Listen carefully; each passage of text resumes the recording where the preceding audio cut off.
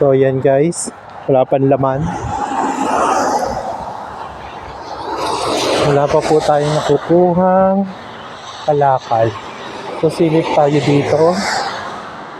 Okay. Wala pa rin.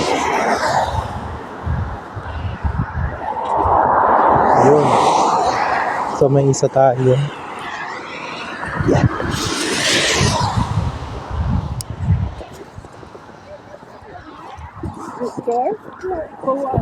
So yan. May isa na. Tapos eto pa.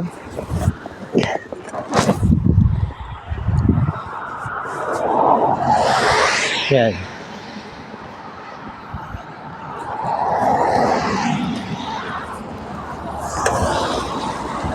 Nakadalawa na po tayo. Tinanggal ko yung bonnet ko. Medyo mainit.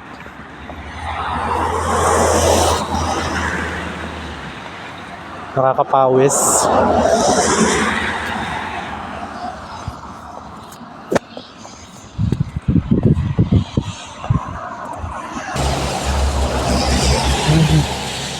Medyo malayo-layo na yung nilalakad natin.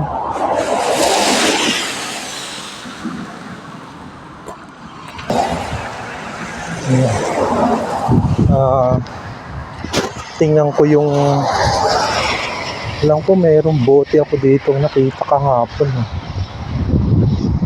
So hindi ko lang alam kung nasa na siya.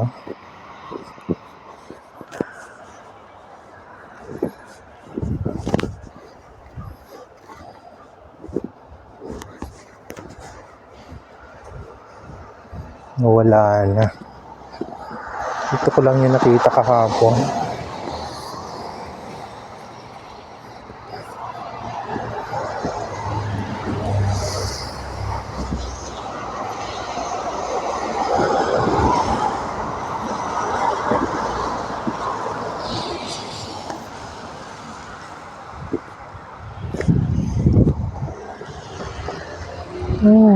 Isa na siya.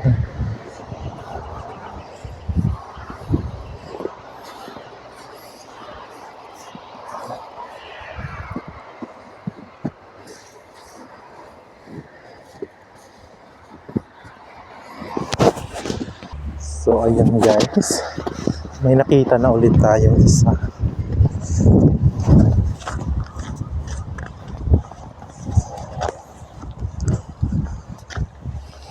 Yan, 10 cents. Okay. Ayun.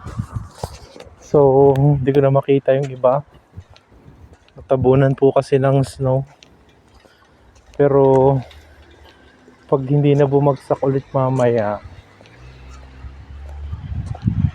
babalikan ko sila. Sayang yun eh. May 5 pa yun eh. So nakuha ko pa lang is 3. Yeah. 3 pa lang. Pero babalikan ko sila mamaya hapon. Total ang lubog naman ng araw dito is mga 8:30 ng gabi. Minsan 9 pag walang snow. Pero sana wala nang snow mamayang gabi. So yun lang po. Ito po yung buhay ko ngayon dito sa Canada.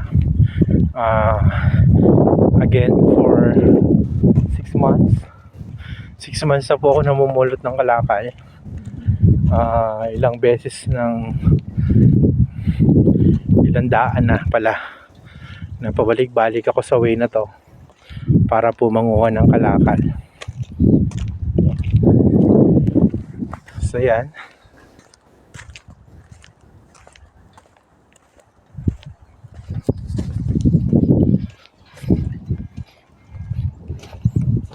Ayun po. So kaya dyan sa Pilipinas, sa mga naghahanap ng trabaho at nag-aasam na pumunta dito sa Canada, once na binigyan kayo ng chance na makapunta dito, make it sure na pilitin nyo makahanap ng regular na trabaho. Kasi mahirap lalo kung tourist kayo, pupunta kayo dito nang wala kayong ah, mga kamag-anak na pwedeng tumulong or mag-shoulder halimbawa ng pambili nyo ng pagkain, tirahan.